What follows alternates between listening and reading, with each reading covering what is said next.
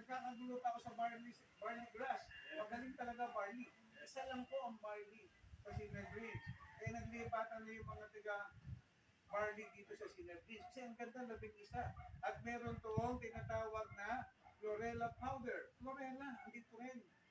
Very powerful ang laman nito. Kaya pag ininom ng tao, alam nyo, may umiinom nito, 10 taon nang hindi nakakatayo.